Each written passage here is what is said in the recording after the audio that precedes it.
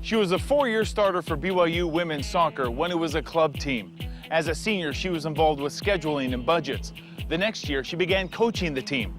6 years later, after leading the team to victory 80% of the time, she was named the first full-time women's soccer coach when women's soccer became a Division I sport. 6 conference championships and 3 Coach of the Year awards later, she's one of the most respected coaches in America. That's an impressive resume. That's Jennifer Rockwood. This is Legends. Was that the plan? Did you want to be a coach? I figured that I'd be coaching in some level, just with my background in athletics and my love for the game. Certainly never anticipated being a professional coach. So that's something that just kind of happened. Don't know how, but just little by little, I just kind of took it a year at a time to see what would happen.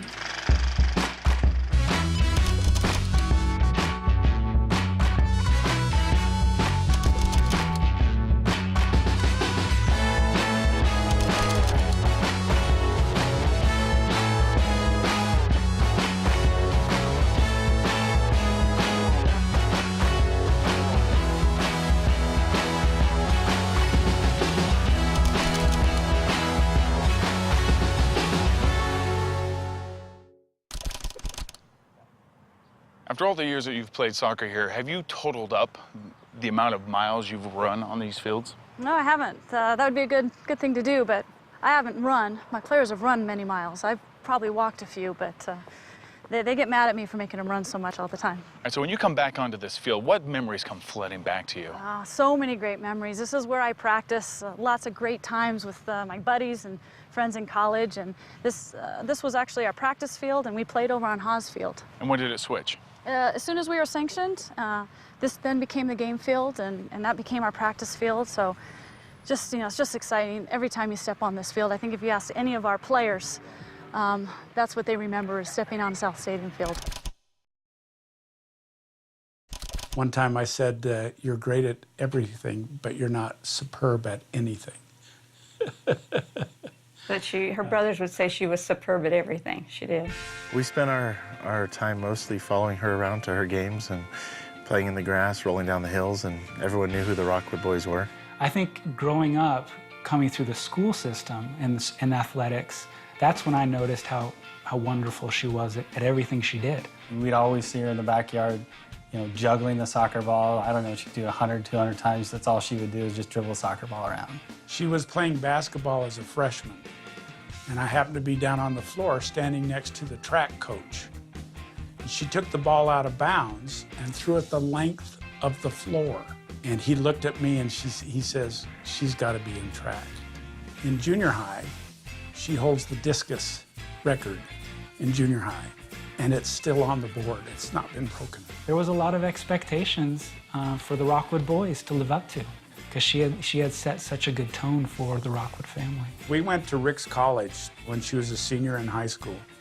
So when we got there, the interesting thing was there was some kind of a camp going on for basketball. And she says, Dad, there's some kind of skill test they're giving tomorrow in basketball. I says, well, you ought to go. Oh, no, I don't really. Yeah, Jennifer, why don't you go? So she went to the skill test. She won the skill test. Well, she first went to college for basketball, to Rick's. And so she went there, and I guess, she didn't really want to play basketball anymore and want to play soccer. So, she was so good at sports, she just kind of, I guess I'll go BYU and play soccer.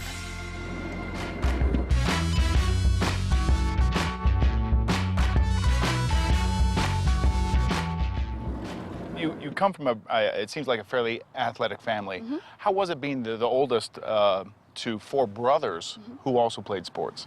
Sports just was always a big part of my life. It's just something I really enjoyed. I loved the social part of it. I loved the competition. I loved the fact that you had to work towards it on a daily basis. But it was great having my brothers around, certainly. I'd always put them in the backyard, make them pass with me, make them throw with me, make them rebound basketballs for me at the church, a little bit of everything. So they were great to have around. They really helped as a big help in part of my development. Us as boys, we're competitive against each other, but we're not, I'd say, competitive against Jen, just because she usually was always better than us. We didn't mess with her. We knew who was boss. because she was older than us, she was bigger than us. Well, I used to, have my spot in the living room watching TV, and it just became a fun game. We would try to pull Jennifer off the couch, and that was a game that we used to play. I'd just lay on the couch, and I'd tuck my hands underneath the cushions and try and get my brothers to pull me off, and I used to see how long I could stay on the couch. So it was fun. We had a lot of good times. What pulled you towards the sports in the first place, you think? I'm not really sure. I started really early. I think second and third grade is my parents gave me the chance to go out and shoot a basketball and kick a ball around. Now, you played a lot of sports. Which of those were your favorite? Softball and soccer were probably my two best sports that I played, but I just enjoyed all of them and hopped from one to the next. Did you ever think that you would have gone in a different direction than you did? Well, actually, when I was younger, my dream was to play basketball here at BYU, but probably just not good enough. I loved playing soccer, and so they had a club team here, and I came and met with the coach and decided that, that's what I wanted to do. And it certainly led me to a path I had not anticipated. Yeah. So you're playing here at BYU for the club team, and you start to help out before you even graduate. Tell me how that came about. Well, we seem to have a different coach every year, and those of us who were playing still wanted to have, a competitive, practice every day, see how good we can be, play good teams, and so I started helping out. So I agreed to, make sure we had a place to practice, we had people to play.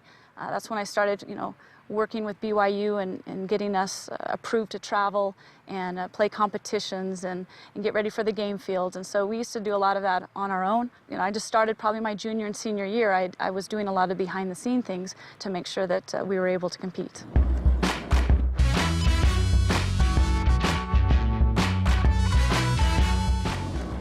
What's a guilty pleasure, something that no one knows about you that your students would go, what?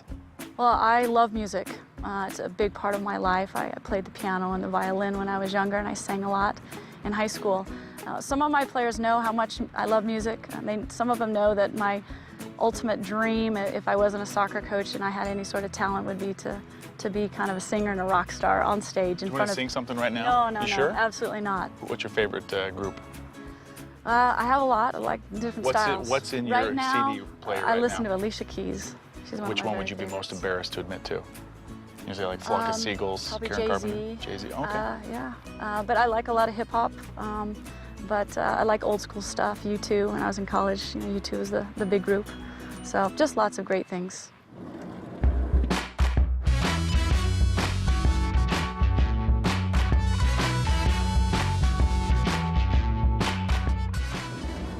What was that like teaching the club team here at BYU? If I hadn't had that experience of running my own team as a high school coach, I don't think I would have had the nerve or the guts to try and coach at BYU. A lot of them were all my friends. Yeah. And so it was an interesting transition going from being a player to the very next year being their coach. Was that awkward at all for anyone? As I look back, I don't remember it being awkward. I think I was probably pretty bossy my junior and senior year and kind of ran things anyway. So probably maybe just made sense to most of them. They were just used to that. Now, how long was it a club team before it made the transition to the Division I? We were a club team for 6 years. Okay. And every year we just tried to get it as ready as we could to become an intercollegiate sport. We knew that BYU was thinking about potentially adding it. And so we were just hopeful each and every year that that would be the case. And if it wasn't, we just tried to, get the team ready to go. So when the time came, we were ready. So for the people watching who may not know the difference between club soccer and Division I soccer, what's the main difference? I think the financial part of it, not being directly associated with the athletics and the NCAA, we're still funded, still were able to use the facilities, but on a very small scale. And so we had a little budget to help get some uniforms and to help with a little bit of travel. But other than that, we were pretty much on our own. But we did the best we could and made do with what we had and tried to make it as competitive and as realistic as we could as far as being a college sport. When she came to BYU, she kind of started the club program and was a big part of developing and the success of that program. And then, of course, we were ready to add a sport, and soccer was the sport, and Jen was the one to be the leader. Jennifer Rockwood is BYU soccer. She started the program. She has been there every step of the way. We've had great successes. We've had so many successful years. Over the course of her career as a coach at BYU, she's created from the ground up one of the most well-liked popular sports on campus. Jen knows soccer, and she can teach her players, and her players respect her knowledge. And all you have to do is look at the All-Americans and the national team players she has to know that she knows what she's doing. There's no stone left unturned. She will do whatever it takes, spend whatever hours it takes to get it done. She loves the game. She loves soccer. And I think the kids see that in her, so she can ask them to go to far lengths to be successful. One of the greatest things about Jen is that she is an amazing motivator. I remember before every game, she would always say something that would just motivate the team and get us all pumped up and ready to play. She expects your best, she wants your best. She's very determined and hardworking, and I think she pushes you to be your best. And she knows how to keep them balanced, and she knows when to push them, and she knows when to take the pressure off and let them have a break. She's hard. She's a hard coach. Most successful coaches are very tough, and she's tough, but she has a side to her also that is a sensitive and a sweet side and a caring side. And sometimes those girls aren't really sure which side they're gonna get. Come on, come on, come on, faster, faster, come on, you can do better than that. Come on, my girls are way faster than that. Come on, come on, come on, come on, no resting. Let's go, let's go, let's go. Come on, come on. Yeah, you got those pretty blue cleats on. That means you gotta be fast. Hey, no, don't you walk away from me. Come on.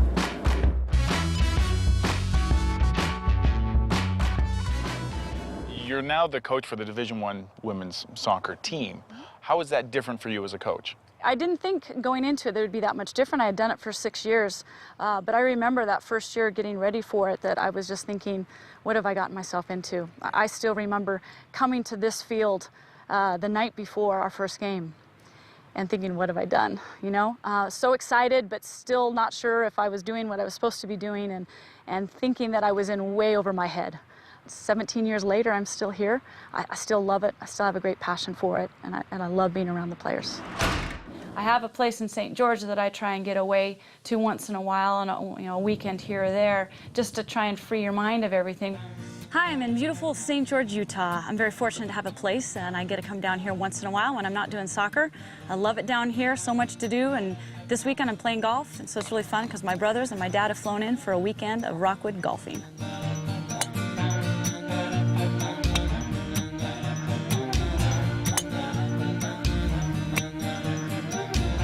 Off in the shrubberies with Jason.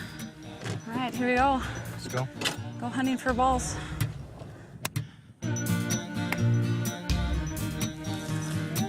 That's it. This is how we golf. We just throw it wherever we want.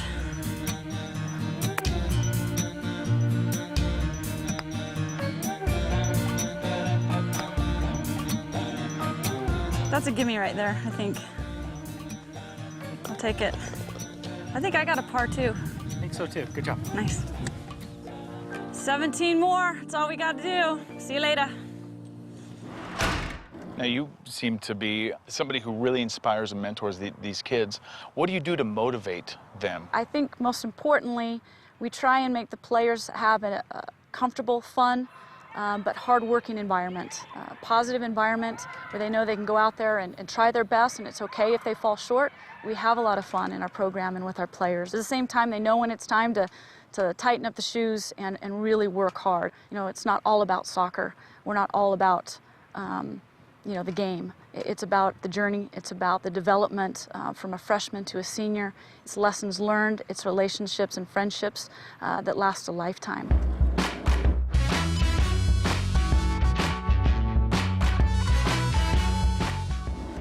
What do you do to make it so popular? I mean, because it's crazy popular right now. Yeah. I think first and foremost, in order to create a fan base, is the fans have to get to know the players. And so that's something that we spend a lot of time on with our players is recognizing the fact that part of BYU soccer is to be a role model, to reach out to young girls and to everybody, to inspire them. And also you have to have a great product. We play a great style of soccer, and they're fun to watch. And we've told the girls, you have to be good. If people want to come, you have to play well, you have to win, you have to score lots of goals. And if they come once, you got to make sure that you're playing well enough that they want to come back and support you some more. What are some of your highs that you've had as a coach? There's probably too many. There's always something about playing against a great team under the lights with a lot of pressure on you, a lot of times rankings, NCAA implications on the line, and that's when you want your players to rise and be the very best. And I think that's why they come here, because they want to be challenged to be their very best. I think as coaches, you take full accountability, and I do after every loss. I feel, what did I do wrong? What didn't I do right? How did I not prepare the team correctly? Or, you know, you go through all of those emotions in your mind of what you could have done better. And so for me, it's tough. It's tough emotionally for me to be able to bounce back, but you got to do it.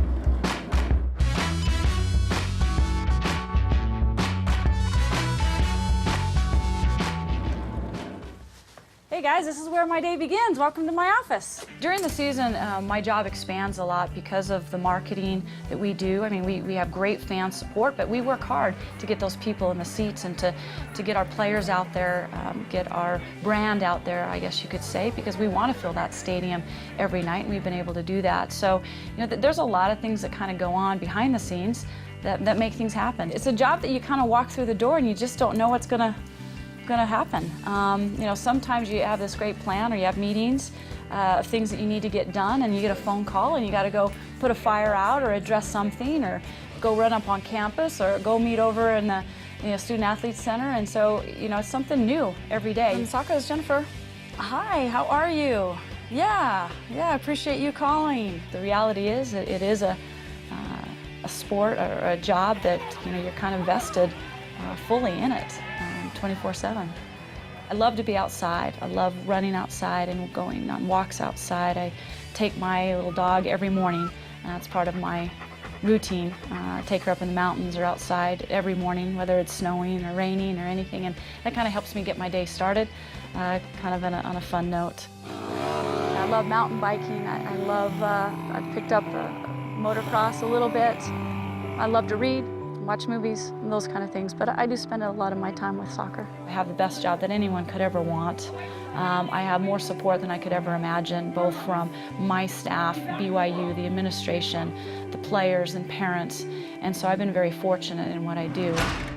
For us here at BYU, chemistry is so important. We have great players, but we have players who are dedicated, who are hardworking, and who play together as a team. And that chemistry is so important to us. And along with that is leadership. And we try and help build leaders within our team. That's interesting. That's something that we probably don't think about you having to deal with and to work on, is that chemistry and the confidence. We just assume they're athletes. Yeah, and I would say it's a very big part of our program, doing things off the field. We all play better. We're all more successful when we're having a great time doing it. And if you're in a situation where it's not fun, then you're not going to perform at your highest level.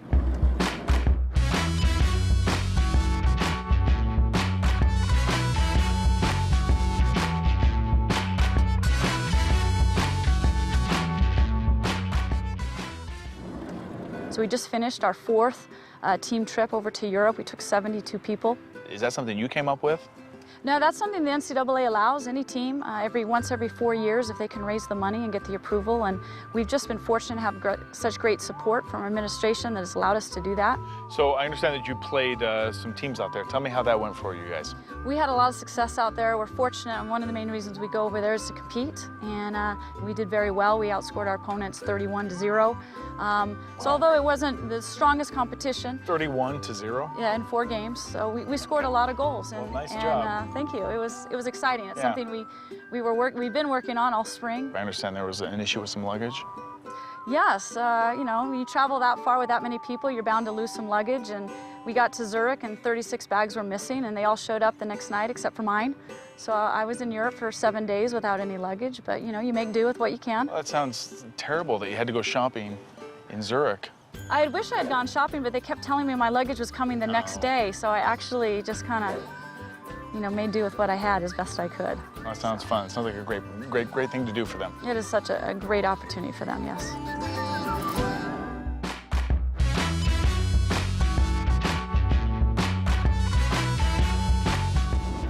During the summer, we do a lot of soccer camps, and those, I think the other coaches think I'm crazy.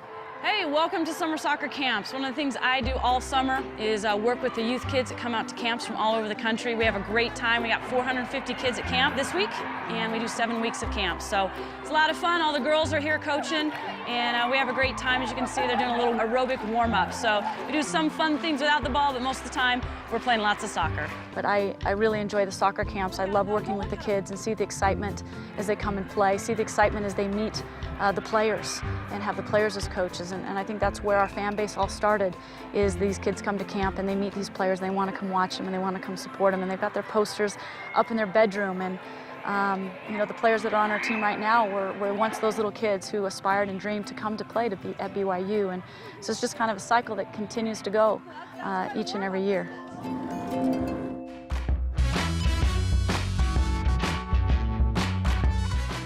Winning is not the ultimate goal with Jennifer.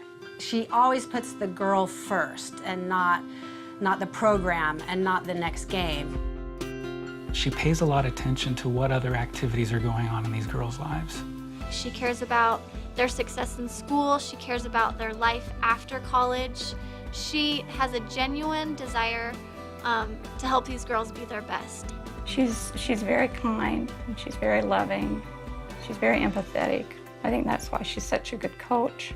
Jennifer lets her players dress up on Halloween. And one time I remember we were out there and we're going, "Where's Jennifer?" And sure enough, here comes this vroom, vroom. And she brought her motorcycle onto the field. Revved around the field, and I think all the girls were looking around, who is that? And the kids just roared because that was so unlike Jennifer. Hey, Jen, I just want to thank you so much for making BYU women's soccer what it is today. One of the most respected soccer programs in the country. Jen, we're super proud of you. Our whole family is, we're all fans. I'm thankful that you're my sister. I'm thankful that I've known you my whole life. You've been a good example for myself, you know, and your 4 little brothers, even though we're not so little. You couldn't be a better person or a better daughter, and I love you dearly. Now, you've been playing for a long time, and looking back, who do you think have been the biggest mentors in your life, or who've had a strong influence? Probably the most influential people in my life is my family, my parents, and my brothers. I wouldn't be where I am or who I am today without them. But I think it goes back athletically to my high school soccer coach, Ken Marshall. And he's influenced me in ways that he would never know. I have never told him that, so maybe we'll make sure that he watches this. But even simple things like running soccer camps, I do it exactly how he taught me to do in high school. I worked every summer for him. And so I think he's probably had the biggest impact on me as one of my coaches. And to this day, I feel very fortunate to be surrounded by great people who continue to motivate me and push me and inspire me to try and be my best so that I can help our team achieve great things. All right, so this is what you do in your spare time, huh? Well, it's the one thing I found that I can do and not think about soccer. You got to be pretty focused on these things. Yeah, I'm probably going to be able to promise you that I'm not going to think about soccer at all on this. Well, good. Now, it's been a long time since I've ridden a bike like this off-road, so if we can, you know, agree to maybe second gear. Okay, all right. Is that okay? Well, you just try and keep up. All right. I think you can do it. All right, let's go. Ooh, just go slow.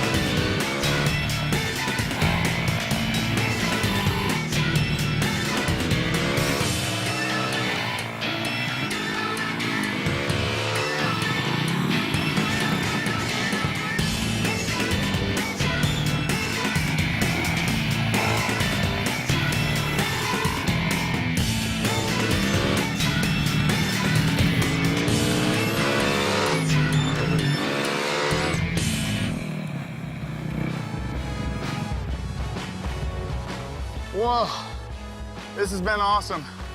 That was fun, huh? Yeah. Thank you so much for letting me spend one of your days off with you up here, Awesome. doing what you do. Thanks for coming. Where to now? You ready? Yeah, we'll race you down. Well, we don't have to race. All right, last one down buys lunch. What do you like to eat?